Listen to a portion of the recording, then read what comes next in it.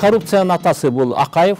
Атамбаев келди, баленин баары башталбады. Мунун да тили бир мындай бир чаяндын тилинде экен. Аксакалдарды болсо акшакал деп өрүп, бизге болсо бир инсанды көргөз, биз болсо ага кемчилигин бар деп туруп биз таап беребиз деген принцип бар болчу да. Ар бирөө каалагандай сатып атат, каалагандай алып атат да. Бир кишиге алып туруп бир завод алып коюп атат.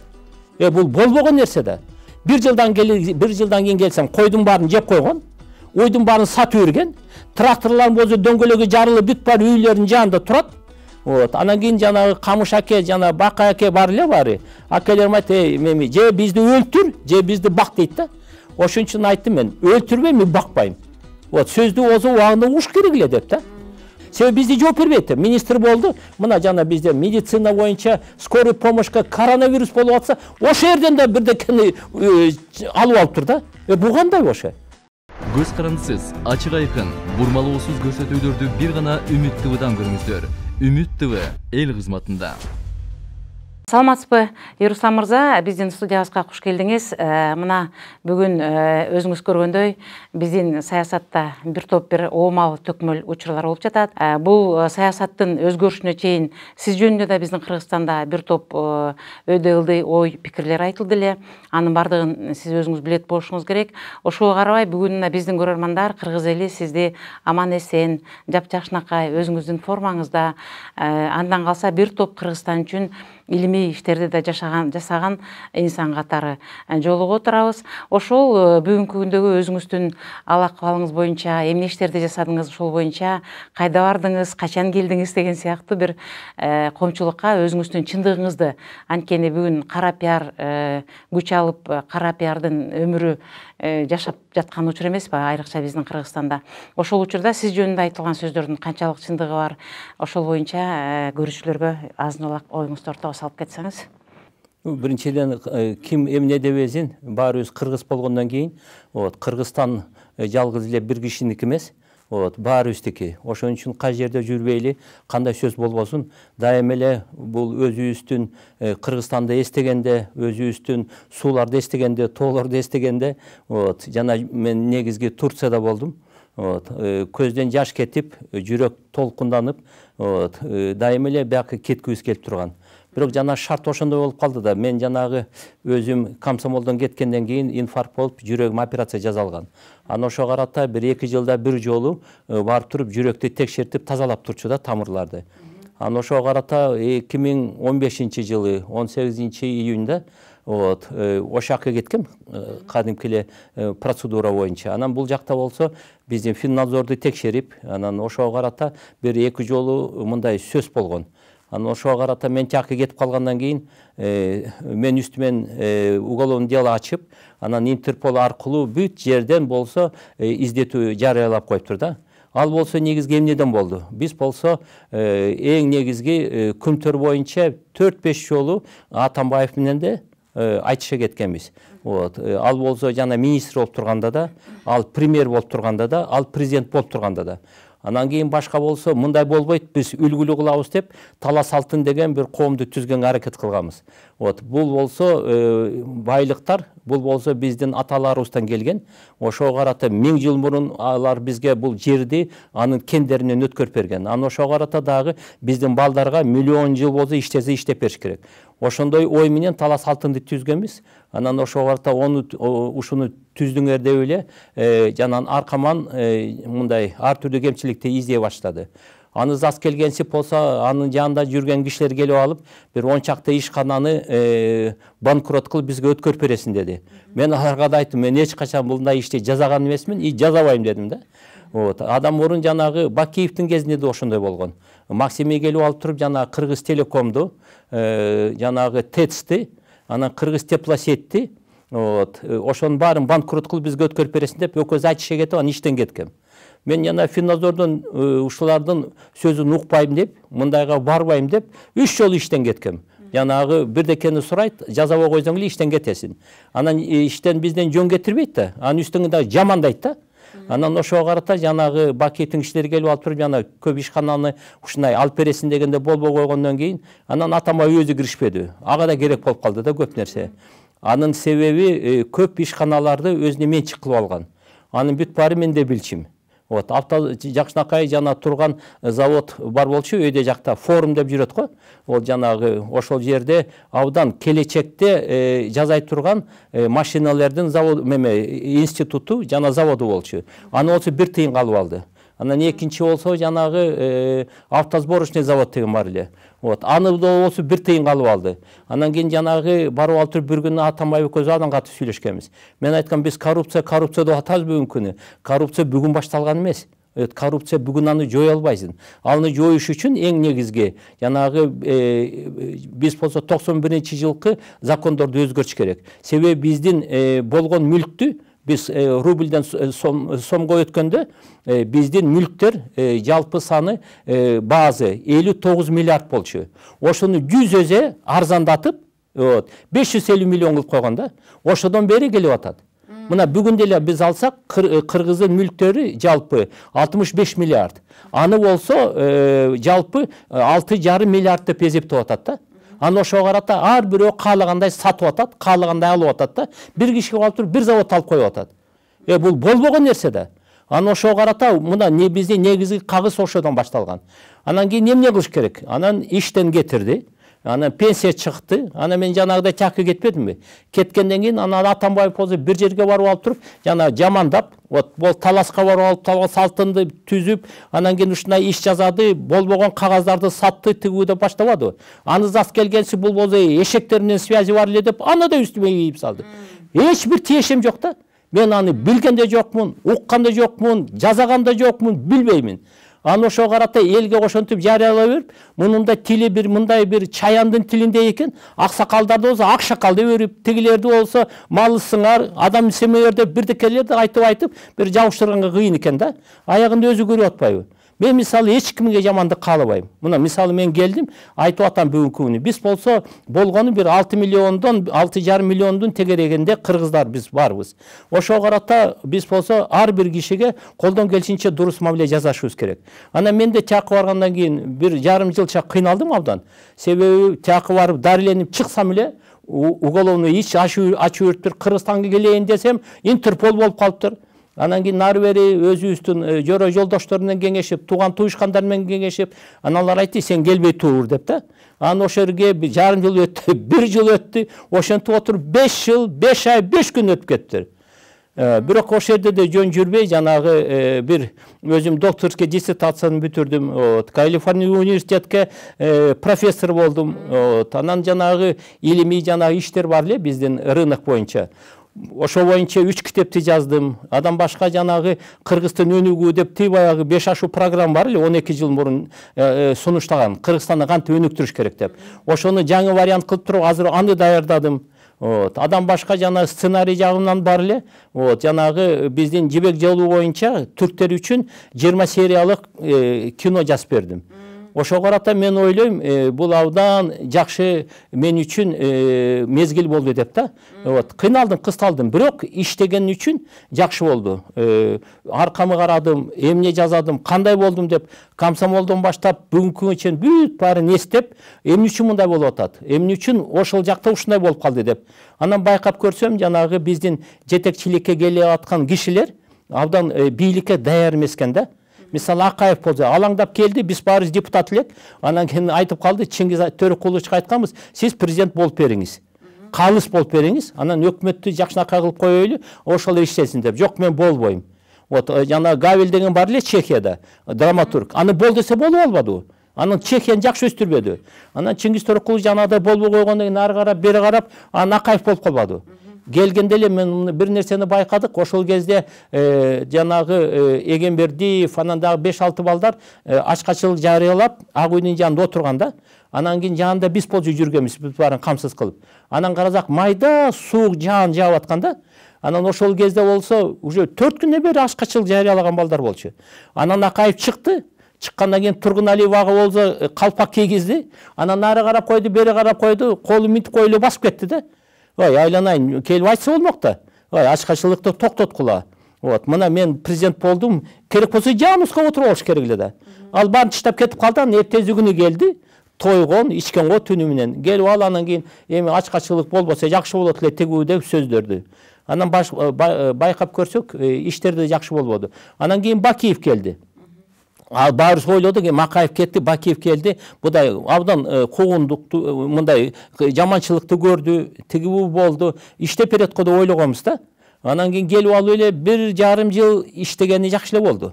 Экономикада көтөрүлдү тиги бу. Анан кийин баласы, бир туугандары катышып отуруп, анан ада чалказдан түштү. Анан кийин жанагы бир жылча розо болду. Ал келгени кеткенде билбей калды. Атамбаев келди, баленин баары башталбады. Баарын камай баштады, баарын уурдай баштады, баарын талкалай баштады. Анан мен болсо кыйын болом, мен билем, мен антем минтеп деп эчтеке жазаган эмес. Ушу эң Кыргызстанга баарын кошуп келгенде Акаев менен Атамбаевдин экөө салымы тең деп ойлойм да. Жамандык кылган жагынан, зыян келтирген жагынан. Себеби жана коррупциянын атасы бул Акаев. Жана Кыргызстанды талкалаган атасы бул Акаев. Жана бизде меме болбоду, жанагы Песак деген бир программаны алды. Ошого 28 ишкананы киргизди. Жана эң ири фабрикаларды. Ошонун баарын киргизип айтты, 1,5% менен кредит беребиз деп. Анан бирткеден кийин аны 35% кылып койду. Бүт ишканалар болду. Канакей бизде коммунистиконный комбинат канакей. Трикотажный меме канакей, завод Сверл канакей, завод тиги бу бирде фабрика калбай калды. 52.000 киши иштегендер. Мында бүт кесипти билген, тажрыйбасы бар кишилер бүт баары талада калды да. Анан жанында жүрген Талгарбеков бар эле, ал болсо колхоз совхоздун баарын талкалады да. Даже меме болбоду, жана мен деле өзүм жанагы Таластагы Бакаята жана Ленин колхозу бар эле. Анан ошол жерде мен барып калып, жанагы ал кезде банкта иштечим. Барып туруп анан кийин таратабыз деди. Мен барып калып бир жана чамаданга кредит алып туруп бардым. Бүт колхоздун мүлкү 4,5 миллион экен. Жанагыдай 100 эсе арзандатылгандан кийин да 4,5 миллион экен. Анан чогулушка келгенде аларга айттым, айланайын да, баарыңар бир туугансыңар. Ошого карата мен билем, Кыргызстанда, айрыкча Таластын шартында 1 жылда бир эле жолу үрөн аласыңар. Ошого тазы берсеңер, бирөөңөргө 0,5 гектар, бирөөңө 1 гектар, 3 гектар болот экен. Муну менен иштеш болбойт. Биз уш койдон бүт баарын калтырайлы, отусумен койду калтырайлы, уйду калтырайлы, жылкыны калтырайлы, жанагы мастерскойду калтырайлы, а бирок акчаны алгыла ар бирөөңөр. Адам башка биздин колхозду дойло кылып туруп, ар бирөөңөр акция кылып берейин дедим да. Үшін тейін десем, мары макул болгон. Эртеси күнү түнү менен жанагы аким иштептир, областтан иштептир. Эмканда бүт Кыргызстан боюнча баары жоюп атса, Таласта бир чарба эмне үчүн жоюлбайт деп, эртеси күнү баарын бузуп салыптыр да. Анан жанагы бир кишилер келип айтат: Юруслан, айланайын, биз сени сыйлайбыз, бирок менин үйлеме 2 уй, 15 кой, 4 гектар мыногу жерди берип атат. Үстүндө буудай бар. Бир трактор берип атат. Мен эмне үчүн албашым керек? Аны мен айтмам, тракторду кайдан оңдойсуң? Коюңду кайерге багасың? Оюңду болсо жана саасаң, жанагы сүтүн каяка тапшырасың? Ошентип сүйлөсүң. Жок, койчу, биз бүгүн болойлучу деп да. Анан кийин жана бүт баарын карап отуруп айттым да. Мен биринчи акыркы жолу келдим. Бу жерде тууганчылыгым ушундан болсун. Экинчи келбейм. Жардам сурабагыла деп турган, кетип калгам. Бир жылдан кийин келсем, койдун баарын жеп койгон. Ойдун баарын сатып үрген, тракторлар болсо дөңгөлөгү жарылып бүт бар үйлөрдүн жанында турат. Анан кийин жанагы Камыш аке, жана Бака аке бар эле баары. Акелерим айтты: "Меми, же бизди өлтүр, же бизди бак" дейт да. Ошон үчүн айттым мен: "Өлтүрбөйм, мен бакпайм." Сөздү болсо убагында уш керек эле деп да. Ошондой болгон жана биздин коллективизация. Жакшы экен, Руслан мырза, мына жогоруда айтып отурсаңыз, чындыгында эле ошо союз таркагандан кийин баягы биз таратып берсе эле кыргыздар сүйүнүп алып алышып, анын эртеңкиси келечеги кандай болот, ал жөнүндө такыр ойлонуп болуптур. Мына ошонун негизи бүгүн жыйынтыгы бүгүн болуп отурат. Жогоруда өзүңүз айтып кеткендей, мунун бардыгына Аскар Акаевич өлкө башчысы катары ушуну ойлонсо болмок, элим эртең эмне жейт, кандай болот депчи. Мына жогоруда сиз деген ушу Алмаз Шаршеновичтин бир топ туура эмес жумуштар жөнүндө айтып кеттиңиз. Ал эми ал кишинин бүгүн түрмөдө отурушун кээ бир биздин кыргыз ал кишинин тарапташтары бул туура эмес, калыс эмес, Сооронбай Шариповичтин досуна жасаган абдан бир калыс эмес мамилеси деп баалап жатышат. Сиздин байкашыңызча? Мына биз Кореяны айтып атабыз го, Кореянын жанагы мемедге Родуу анан Чон Дукфан деген 2 президенти түрмөгө түшүп калган. Түрмөгө түшкен аз келгенсип, аларды атууга даярдап аткан. Анан ошондо алардан кийин келген президент өзү болсо 80ге жакындап калган киши экен. Бирок ошонун ичинен 60 жыл кордук көрүптүр да. Теге эки президент военный болуп келген да, жанагы генерал Пактан кийин. Бул кишини кордоптур, когундактыр. Жанагы үй бүлесине бүт баарын жаман жазаптыр да. Анан тигилер бүт баары ойлоптур да, эми буга абдан көп жамандык жазады элек. Ал болсо келип ал эми бизде мындай аткыла деген буйрук берет болуш керек деп. Аны чакыртыптыр. Чакырткандан кийин алар болсо келиптир да. Келгенден кийин аларды карап коюптур, анан кийин айтыптыр да, бошоткула дептир да. Амнистия жашайм деп. Алар болсо таң калып калса айтыптыр. Силер коррупция болуп туруп мынча $1 миллион жедиңер, бул чын. Бирок Кореяга силер болсо килейген чоң иш жасадыңар. Сен аркылуу биздин Корея дүйнөдө алдыңкы мамлекет болду. Үчүнчү мамлекеттен Пактан кийин силер башкардыңар, биз болсо биринчи мамлекеттерден болдук. Ошо карата мен силерди эчтекени карабай, жазаган иштериңер үчүн амнистия жазайм деп. Мындан кийин силер эч качан эч жерден коррупция жазабайсыңар деп бошотуптур да. Мисалы бүгүн теги Атамбаев көзгө көрүнгөн ишти жазаган киши болсо, мынса мен деле көргөн. Мисалы Көмтөр Кыргыздыкы болуп калса, же жанагы биз болсо жанагы түндүк түштүк темир жолу салынып калса, же бир дүйнө менен байланышкан биздин авиа компания болуп калса, же биздин банктар жакшы иштеген ишкана болсо, же биздин айыл чарба чоң жетишкендик болсо, мен биринчи байракты көтөрүп алып Атамбаевди бошоткула деп айтат элем да. Мен эч кимге жамандыкты каалабайм, бирок Атамбаевди мындай кыла, андай кыла деп айта албайм да бүгүн. Мына сиз жогоруда өзүңүздүн илимий иштериңизди айтып кеттиңиз, жана ошол комсомол болгом деп, ошол учурдан берки Кыргызстандын тарыхын жакшы билген адам катары. Мисалы үчүн сиздей адамдар бизде бүгүн жок болуп баратат, сандар азайып, ал кишилерди уккандай кишилер жок болуп. Сиз ушул өзүңүздүн болгон пакет акылыңызды ушул тобу менен бүгүнкү күндө мына келаткан талапкерлерге, өзүңүз көрүп атасыз, бир топ талапкерлер бар президенттикке. Ошо кимиси келсе ошого барып өзүңүз айтып, кеңешиңизди берсеңиз, ошолор угат беле, ошондой бир өзүңүздө план барбы, же унчукпайлы коеюн деп атасызбы? Жок, биз болсо эч качан унчукпай койгон кишилерден эмеспиз. Вот, бияка келгенден кийин сөзсүз мындай үмүт менен келдим да мен да. Вот, ошого карата мен да карадым бүт баарын. Анан кийин жана өз жашыма карата мен да мындай байкап, кимге жардам, ким алып кете алат деген ой жүгүрттүм да. Анан ошого мындай байкап көрсөм, бүгүнкү күнү мына Садыр Жапаров алып кете алат деген ишеним бар. Эмне үчүн? Мисалы бүгүнкү күнү биринчиден ал жанагы коррупция менен кармашуу комиссар болуп турганда мен ошондо көргөм да. Телевизор аркылуу көп нерсени жазаган. Адам башка бул болсо түрмөдө отургандык эмес, китеп жазган, китебин окуганда. Ошондо жанагы көп киши жамандыкты жазаганын бүт баарын жазып берген. Жөнөкөй үй бүлөдөн чыккан. Анан ошого карата тажрыйбасы да жетет бүгүнкү күнү. Көп жолду да басып чыкты. Анан жана кыргыздарга абдан күйгөн жигит да. Эч качан бири-бирини мындай жамандаган жигит эмес да. Ал болсо жөнөкөй кишини да абдан жакшы көрөт, кыргыздардыкын көтөргөнгө аракет кылат. Анан кийин жанагы бир нерсеге жеткен кишилерди да калыс болсун деп ошого аракет кылат. Анан ошого карата мен де мурун мындай кеңешип, сүйлөшүп өткөндөн кийин адабыдан ушу кандай өнүксөк болот. Бу экономикалык жагынан Кыргызстан өнүгүп өсүп кете алабы, жакшынакай мамлекеттердин деңгээлине кошула алабы деген көп суроолор болгон. Анын көздөй мындай кеңешип сүйлөшкөндө мен байкап калдым. Садыр мисалы жалгыз эчтеке кыла албайт. Мисалы жанагы Ленинди алайлы, ал келгенде жанында кандай инсандар турган. Жанагы бүгүнкү күнү айрыкча. Ли Куан Ю теге Сингапурга келгенде анын тегерегинде жалаң өзүн кесүүн билген инсандарды алган да. Анан ар бирөө өз багытын жакшынакай өнүктүрүп өсүп кетсе, анда Кыргызстанда өсүү болот деп. Садыр ошол кишилердин катарына кирет деп ойлоймун да. Жанагы мүмкүнчүлүгүң барбы? Тажрыйбаң барбы? Кесипти билесиңби? Ошо жагыны алып кет. Ушу жагына сага берейин. Бирок 1 жылдан кийин эмне жазап бересиң? 2 жылдан кийин эмне? 5 жылдан эмне жазасың деп жазайт болуш керек. Мен ойлойм, жанагы бизде болсо 33 премьер-министр алмашылды Кыргызстандын мына 30 жылдын ичинде. Эми бул токтойт деп ойлойм да. Бул бир, экинчи жагынан биздин министрлер болсо, жана премьер-министрде 1 жылдан жетпей эле алмашып атпайбы? Жана министрлер анан азыраак иштейт. Анан ошого карата азыр кесипти билген, ар бир багытты билген инсандар келсе, анда Кыргызстан өнүгүп кетет деген ишеним бар. А бирок жанагы Садыр бир жагынан мен билем, менен жанагы иштей турган кишилерден пара албайт, акча сурабайт.